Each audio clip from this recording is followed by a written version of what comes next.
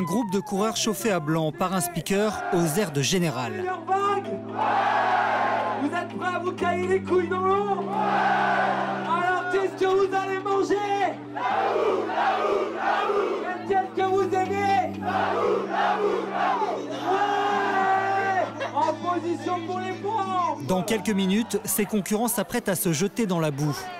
Parmi eux, un groupe de jeunes filles en rose, emmené par Solène, 24 ans.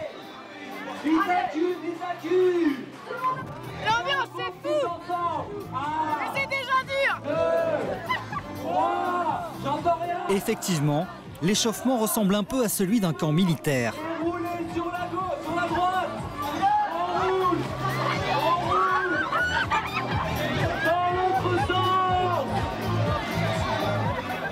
Ouais, je suis déjà pleine de boue, on est déjà essoufflé. On a déjà hurlé, on a plus de voix. Mais alors on est remonté à bloc. Comme des milliers d'autres concurrents, c'est un parcours du combattant que Solène et ses copines vont affronter. Escalader des montagnes de terre, ramper dans des tunnels, ou encore se jeter dans de l'eau glacée, avec de la boue jusqu'au cou. C'est un concept qui marche fort en ce moment, le Mud Day, ou le jour de la boue.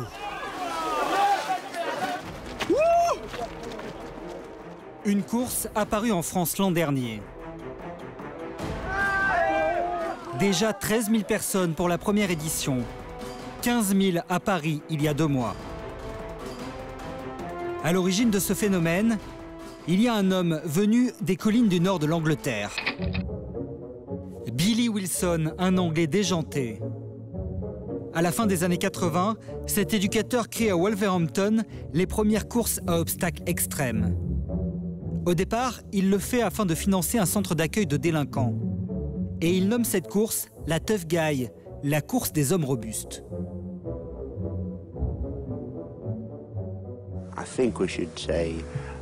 Je pense que l'on peut tirer notre chapeau aux gars qui arrivent à la fin. Même s'ils arrivent en dernier, ils le font avec joie et sourire. Et ils ont ainsi montré qu'ils étaient de vrais gladiateurs. Mais à l'époque, les conditions sont beaucoup plus rudes qu'aujourd'hui. On saute dans le feu, on passe à quelques centimètres de barbelé et on rampe dans la neige. C'est si extrême que l'organisateur décline toute responsabilité en cas d'accident. Car parfois, le pire arrive. Beaucoup de questions et peu de réponses ce matin après la mort d'un bodybuilder lors d'une course. Il y a 2 ans au Texas, Tony Weathers, 25 ans, meurt noyé lors d'une épreuve qui se déroule dans un lac. Personne parmi les sauveteurs ou les autres participants n'a été capable de le secourir à temps. Le drame n'entame pourtant pas la popularité de l'épreuve, désormais plus sécurisée et plus adaptée au grand public. En France, le succès est au rendez-vous. Étonnamment, ils sont de plus en plus nombreux à passer leur week-end à faire souffrir leur corps dans les champs de boue. Mettez Benjamin de nouveau. À Rennes, l'agence de la Caisse d'épargne n'est pas exactement l'endroit le plus drôle de la région. À bientôt. Au revoir. Renan est un manager sérieux. Rien ne dépasse de son bureau.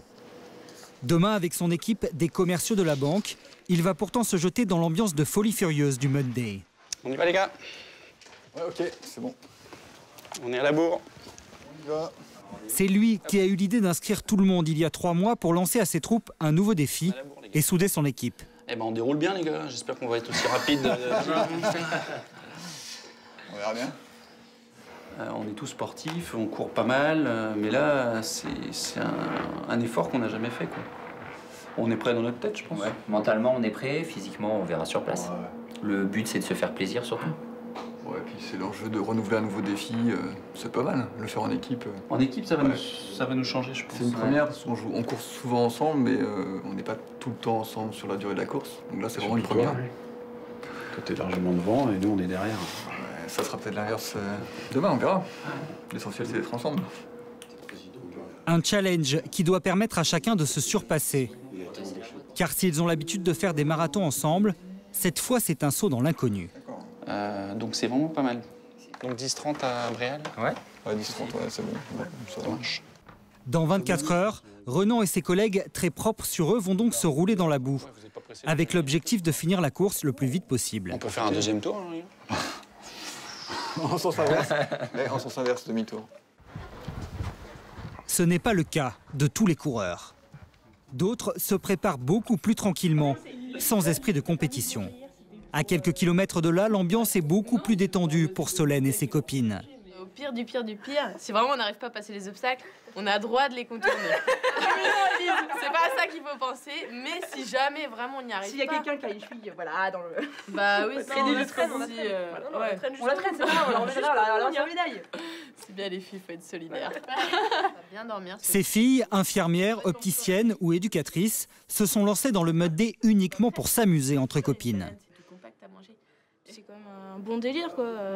Allez courir dans la boue, jetez-vous de la boue, rampez, enfin on se croit chez les militaires, quoi. Mais c'est ça qui est en mode délire, quoi. Militaire en mode délire, quoi. Parce qu'en fait, on prend pas ça sérieusement, parce qu'on se dit, bon, de toute façon, on n'a pas les qualités physiques et on n'a pas l'entraînement pour faire les meilleurs scores et on n'est pas du tout prétentieuse à ce niveau-là, je pense. Mais c'est vraiment, ouais, d'exploiter le lien qu'on a entre nous et de l'avoir encore plus fort, quoi. C'est ça. Bah, voilà, de galérer entre copines. On va au mode rosé. Au mode rosé. Le lendemain, c'est le jour J. Les filles ont retrouvé le reste de l'équipe. Elles vont courir à 2 groupes de 4.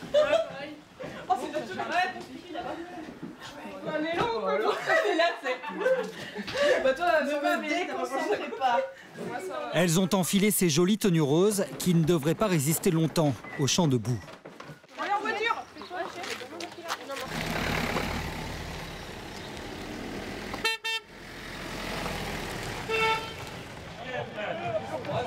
Comme elles, ils sont 7000 à participer à ce Mud Day. La course a lieu sur la base militaire de Saint-Cyr-Couët-Quidan, là où sont formés les officiers de l'armée de terre. Les participants sont venus de toute la France, certains avec des tenues pour le moins extravagantes. Encore. Bonjour. Ce n'est pas vraiment le genre de Renan et ses collègues de la caisse d'épargne, qui eux sont déjà dans la course. Ah, les gars, on se fait plaisir, hein? On se fait plaisir. Ouais. Bah, vous me faites plaisir. Dans les starting blocks pour essayer de finir parmi les premiers en moins d'1h30. On a concocté un parcours digne de la Bretagne. C'est parti. 2 heures d'effort.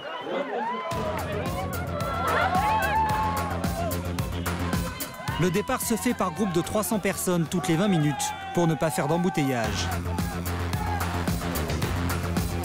C'est le début d'un parcours de 13 km pour tous ses concurrents. Et nos banquiers sont déjà à fond.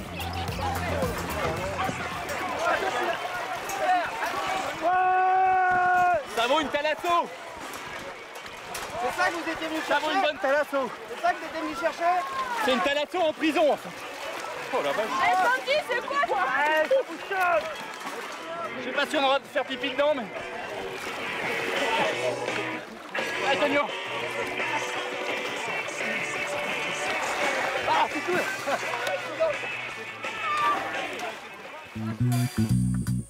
Chez les filles, on démarre de façon un peu plus soft.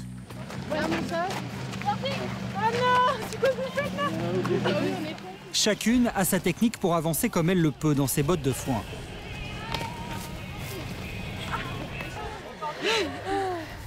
Merci.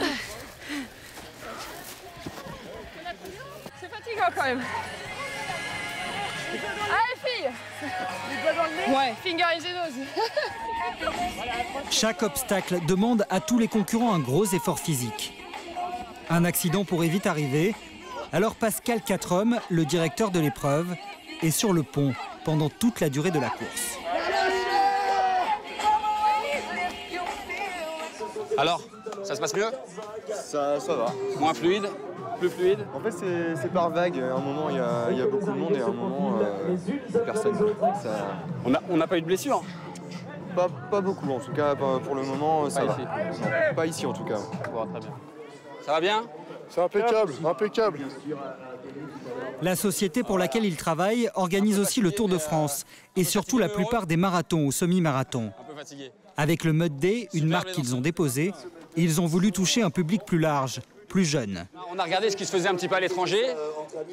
Comme on a environ 200 000 participants sur nos différentes courses, je parle du marathon de Paris, du semi-marathon, du marathon de Barcelone, on s'est dit qu'il fallait leur proposer autre chose et qu'ils viennent peut-être en famille, avec des amis et qu'ils partagent quelque chose en équipe. Et voilà, ça nous est venu tout naturellement de créer une course à obstacles. Donc la première fois qu'on l'a organisée en septembre 2013, on attendait 3 000 personnes, 3 000 à 4 000 personnes et on en a eu 13 000. Au final, c'est une très bonne affaire. C'est moins cher à organiser qu'un marathon. Et à 60 € par personne l'inscription, c'est plus rentable. Ce jour-là, aucun accident sérieux ne viendra ternir l'image de la course. Solène et ses copines avancent à leur rythme, toujours dans la bonne humeur.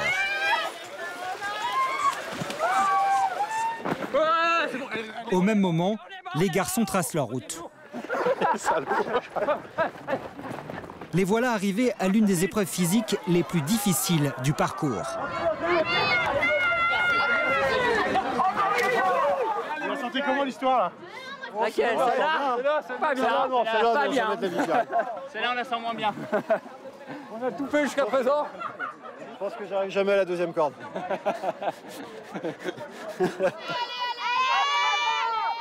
Opération réussie pour Anthony, mais échec pour Michael qui se retrouve à l'eau.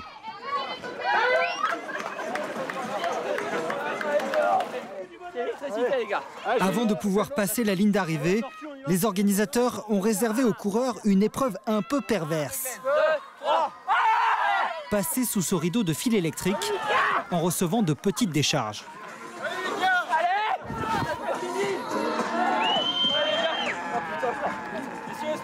Super, bravo, photo d'équipe les gars, voilà. Allez les gars. Je sais pas quelle équipe. Je vous entends pas les mecs hein. Quelle heure il est là? 13h55, on a mis une 33 les gars. Ouais, c'est bon. Un tout petit peu plus qu'1h30, l'objectif est quasiment atteint, même si au Mud Day, il n'y a pas de classement officiel ou de podium.